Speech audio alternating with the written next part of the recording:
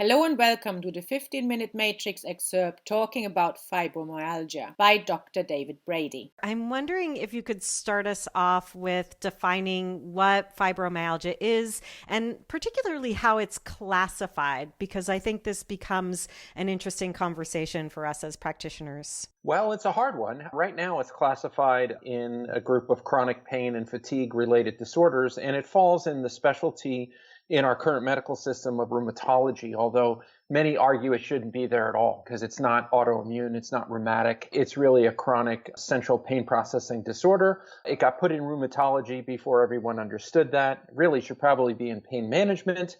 It really is a disorder that is a hypervigilance disorder, one that's driven by central sensitivity. So it's really a brain disorder. So it has a whole lot of things spindled onto it, from the perception of pain all over the body to anxiety, to depression, to unrefreshed sleep, to functional bowel disorders like IBS. So it's really quite a complicated disorder that very few people fully understand. And it's a cluster of symptoms, it sounds like. Is there any formal way of diagnosing it as fibromyalgia? Well, there is a formal diagnostic criteria, and there's been actually a series of them over time, starting back in the 1990s with the first American College of Rheumatology, or ACR, criteria for fibromyalgia diagnosis, which ironically enough was never meant for clinicians to diagnose patients. It was meant for researchers to determine who had it and who didn't in a study.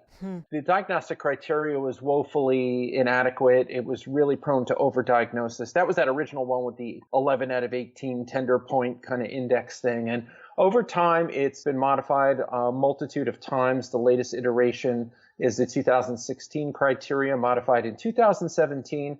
It still suffers from a lot of overdiagnosis according to the analysis done on it.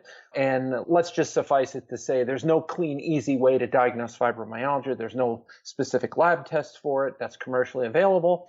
According to the studies that have been done looking at this, even diagnoses by physicians of fibromyalgia are usually somewhere in the neighborhood of 65 to 70% inaccurate. When you are looking at the number of patients that you've worked with that have fibromyalgia, are there particular common antecedents or triggers that you've seen show up? That's a great question. First of all, let's just preface it by saying, I see a lot of people that come in saying they have fibromyalgia, thinking they have fibromyalgia, being diagnosed with fibromyalgia by a physician, even by rheumatologists. Maybe they were told by a neighbor. Maybe they found out on Google. There's a million different ways. But I can say, in my experience, probably about 75 to 80% of them don't have what is really fibromyalgia in the literature. They don't have this central pain processing hypervigilance type of disorder. They have all kinds of different stuff that's ganging up on them with a lot of different symptoms like fatigue, achiness or pain, anxiety, depression.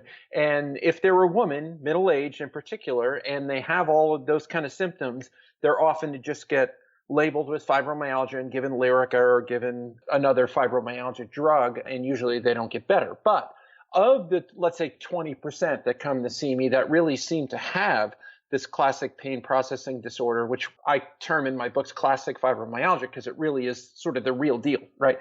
And by saying that, I don't mean to dismiss the other people that don't have classic fibromyalgia. Generally, they really have problems. They're just not getting accurate diagnosis. And because they're not getting an accurate diagnosis, they're usually not getting a good treatment plan, right? They're not getting a good intervention. But of the 20% that really have the central pain processing disorder, there is common antecedents and triggers. And the antecedents, there is some evidence that there's a genetic sort of susceptibility or propensity, offspring of mothers, usually daughters of mothers who had fibromyalgia. So there's probably a propensity like there is with many things, but not universally, but by and large, they have a much higher incidence of a lot of trauma or at least a lot of stress in their early life and in their upbringing. So they were from tumultuous backgrounds, acrimonious parental relationships, bad divorces, substance abusing parents, a yelling authoritarian father that they can never live up to or be good enough for.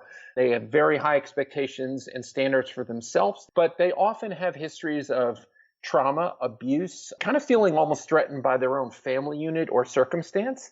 And when the nervous system is young and neuroplastic and it's learning to deal with the world in that environment, it tends to get locked in this sort of hypervigilant, sympathetic, dominant loop where it's constantly in overdrive, sort of waiting for the next shoe to drop, if you will. And over time, that has consequences that manifest in physical symptoms. And a lot of people, can term this many things. Some people have even in the past called it catastrophic behavior. Their nervous system kind of thinks everything's an imminent threat. So any sensory information coming into the central nervous system is often interpreted as a threat, like pain, for instance. So light touch becomes pain, all right?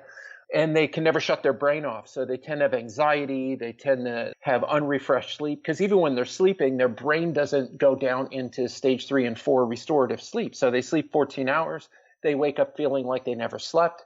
And a lot of this spillover sort of hypervigilant, sympathetic, dominant nervous system activity spills into the enteric nervous system as well. Things that are diagnosed as IBS, it's really just central sensitivity. So what manifests as fibromyalgia in the central nervous system manifests as what we call IBS in the enteric nervous system. Beautiful. You kind of took us from the triggers all the way into what I call the soup of the functional nutrition matrix, that central area. And we're talking about the gastrointestinal status. What is the immune and inflammatory balance? What's the state of the immune system when that nervous system is on overdrive? Well, it's interesting. It's an evolving story, actually. But contrary to what most healthcare practitioners would believe, fibromyalgia is not overtly inflammatory. And that goes against what most doctors think, right? Because they think pain equals inflammation. And that's not necessarily true. Certainly, tissue trauma can drive inflammation, which can drive pain and so forth. But there's pain that's not inflammatory. That's not tissue trauma or tissue metabolic based. And it's a whole new kind of pain. A lot of the pain researchers call it third pain because it's not nociceptive pain. It's not neuropathic pain. It's related to perception and processing of stimuli, in this case, pain in the brain. In a true classic fibromyalgia patient, you generally, unless there's another reason for it, you don't have high C-reactive proteins, you don't have high SED rates, you don't have any of the cytokines that are classically found in inflammatory disorders and in immune imbalance disorders like autoimmunity. So some of the big myths of fibromyalgia, true classic fibromyalgia is one, it's not a muscle problem. Even though they perceive pain in the soft tissues and muscles, that's not where the problem is. The problem is in the brain. Therefore, treatments directed at the muscles, muscle relaxers, physical medicine stuff, generally doesn't get you where you want to go. So it's not a muscle problem. It's not overtly inflammatory, and it's not autoimmune. Now, most doctors, if you ask them in a questionnaire, they get all three of those wrong, okay, which is alarming, right? But it's nevertheless true. But there is relatively new information in the last few years that there may be an inflammatory component yet, but it's not a systemic overt inflammatory type of phenomena. It's a deep-seated brain inflammation of the glia in the brain. So the immune system of the brain, if you will, the microglia, seems to be upregulated, and there's a deep-seated microinflammation, sort of like you get in the coronary arteries in cardiovascular atherogenesis, right? So some of the agents that have a pleomorphic effect, that they can affect these deep-seated microinflammatory cascade, things like statin drugs, vitamin D, and low-dose naltrexone have some actual utility in these disorders. We don't use statins because they can cause a whole nother boat of problems, right? Right. Would that cause pain as well? Right. Muscle pain for another reason. But certainly vitamin D and low-dose naltrexone I've used successfully in some patients like that, along with other agents that have pleomorphic effects like CBD, for instance. Beautiful. And I really love the clinical pearl in that if we shift the paradigm and we work through the lens of inflammation, if we take that away, if we address all or as many of the inflammatories as we can, and we don't see inflammatory markers, then we are looking more towards that 20% versus the 80% who may have a cluster of symptoms that is inflammatory and is not fibromyalgia. Is that correct? Yeah, but it gets even more complicated because, as you know, the patient has the right to more than one disorder at any given time, right? So often they come in with multiple things, right? It's not a clean this or that. A lot of times they have myofascial pain syndrome, like trigger points and true muscle problems, but they also have these central related things that are creating pain in the muscles. So sometimes it's hard to tease it all out and separate it. It takes a lot of experience and art almost to do it. You need to see it. It's like the scientific method, it's the journey. It's where we have to, what I call the art of the practice is for assess, recommend, and track. And we have to continually be tracking and moving forward. So let's get down to those mediators, which also connects us to the skill or the right side of the matrix. What is it that you found helps to mediate the symptoms that a patient with fibromyalgia is experiencing? Since we're brief in time today, I'm going to confine my comments to that cohort that really has what we're talking about of classic fibromyalgia. And in that, you really have to move the dial a little bit on their set point in their central nervous system and try to get them out of this locked loop, catastrophic, like fight or flight, hypervigilance kind of mode. We do that in a bunch of ways. We look at some surrogate markers of neurotransmitter balance. It could be using organic acid testing, for instance, but we really want to look at their serotonergic pathways and their catecholamine pathways. And there's some common patterns that we see. We generally see an elevation in the catecholamine metabolites, like vanylmandylate, homovanillate, things that are like epinephrine, norepinephrine, dopamine metabolites. We want to back those up. So we tend to use like central nervous system calming nutraceuticals or botanicals or agents, from German chamomile to GABA, pharma GABA. CBD can be helpful in that. But we also use things like 5-hydroxytryptophan to sort of give precursor feeding to the serotonergic pathway, because they generally have low central serotonin, low central cerebral spinal fluid serotonin. So they get upregulated substance P and increased pain perception. So usually we're trying to raise their serotonergic pathways while reducing their catecholamine output, so they don't have that anxiety and panic. So we have to be careful about that, because a lot of practitioners will just give them adrenal supplements, right? And many of these adrenal supplements are meant to tonify adrenal HPA function. So they upregulate catecholamine production. They have tyrosine. They have things that are more stimulating, like adaptogens that are stimulating, like Eleuthero or Panax ginseng or rhodiola.